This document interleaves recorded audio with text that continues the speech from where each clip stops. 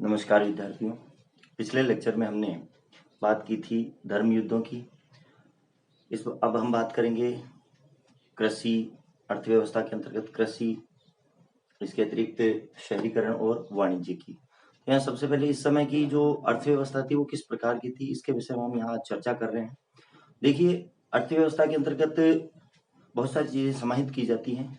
जहाँ पर आर्थिक गतिविधियां होती है वो अर्थव्यवस्था कहलाती है। और आर्थिक गतिविधियों के अंतर्गत पशुपालन भी है, कृषि भी है, व्यापार वाणिज्य आदि सभी गतिविधियों को सम्मिलित किया जाता है। यहाँ पर हम देख रहे हैं कि यहाँ पर सबसे पहले हम कृषि का टॉपिक ले रहे हैं। तो इस समय जो इस्लामिक जो दुनिया थी उसमें कृषि की क्या स्थिति थी, तो देखिए, इस्लामी लोगों द्वारा जो नए जीते गए प्रदेश थे मध्य एशिया के अंतर्गत, उन क्षेत्रों में बसे हुए लोगों का प्रमुख व्यवसाय कृषि था। इस्लामी लोगों ने जब नए क्षेत्रों पर विजय प्राप्त की तो वहां पर जो पहले से लोग रह रहे थे वो लोग वहां पर कृषि प्रमुख व्यवसाय के रूप में उन्होंने अपना रखी थी, अर्थात प्रमुख रूप से वो कृषि का कार्य करते थे। और इस्लामी लोगों ने भी उन प्रदेशों पर विजय प्राप्त करने के पश्चात इसमें किसी प्रकार का कोई परिवर्तन नहीं किया, अर्थात उन्हें कृषि के लिए पूरी तरह छूट रही। जमीन के जो मालिक थे वो बड़े और छोटे किसान होते थे और कहीं कहीं पर राज्य राज्य था, अर्थात अधिकांशतः जमीन लोगों की स्वयं की स्वामित्व की होती थी। बड़े और छोटे किसान होते थे, जिनके पास ज्यादा भूमि होती थी वो बड़े किसान कहलाते थे, जिनके पास छोटी भूमि थी, कम भूमि थी, वो छोटे किसान कहलाते थे।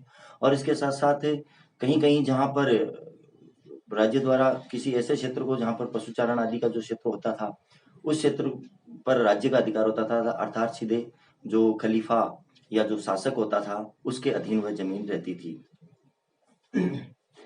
पशुचारण की जो जमीन थी वो गांव की साझी संपत्ति समझी जाती थी, अर्थात जो पशुओं को चराने के लिए जो जगह होती थी, चारागाह आदि, वो सभी के लिए सम्मिलित संपत्ति होती थी, अर्थात उस पर कोई भी अपने जो पशु है वो चरा सकता था, किसी के निजी स्वामित्व की ये जमीन नहीं होती थी, पूरे गांव की ये समझी जाती थी। जो भू संपत्तियां इस्लामी विजय के बाद मालिकों द्वारा छोड़ दी गई थी वे राज्य द्वारा अपने हाथ में ले ली गई थी और साम्राज्य के विशिष्ट वर्ग के मुसलमानों को दे दी गई थी, विशेष रूप से खलीफा के परिवार के सदस्यों को।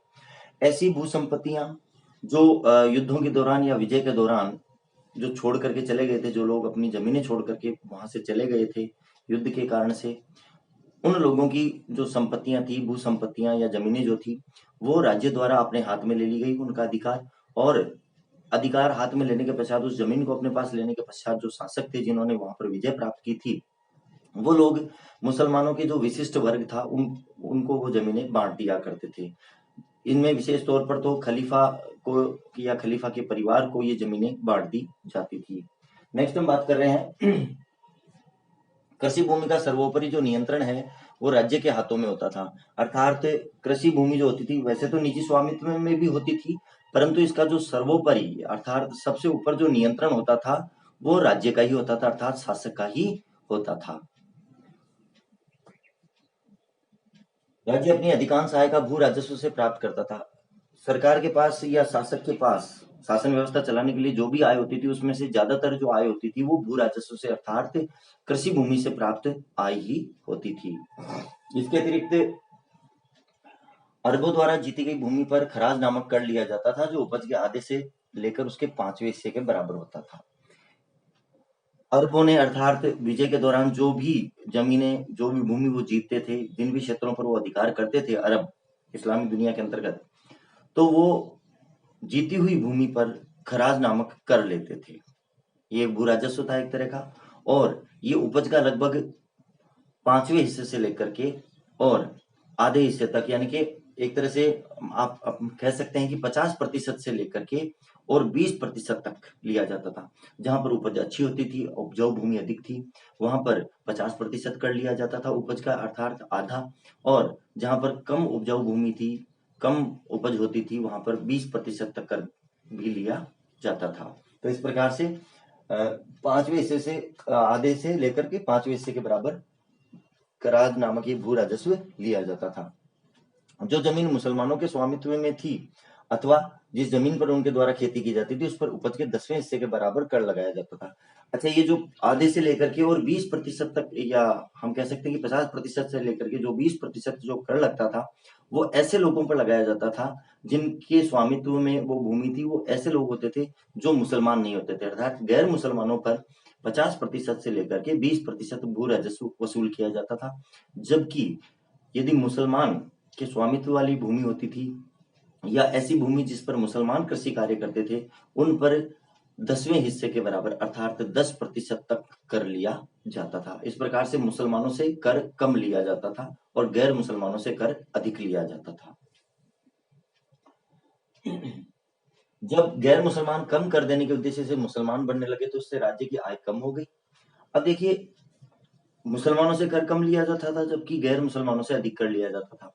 इसलिए जो बहुत से गैर मुसलमान जो लोग थे, गैर मुसलमान जो मुसलमान नहीं थे, अन्य धर्मों के थे, वो लोग धीरे धीरे मुस्लिम धर्म अपनाने लगे ताकि उनको कम कर देना पड़े।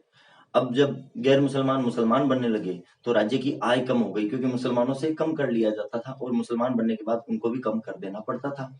इसलिए राज्य की आय धीरे धीरे कम होने लग गई। इस कमी को पूरा करने के लिए अंततः खलीफाओं को एक समान कर नीति लागू करनी पड़ी। अंततः खलीफाओं को एक ही समान की कर नीति लागू करनी पड़ी सभी पे, चाहे वो मुसलमान हो चाहे गैर मुसलमान हो।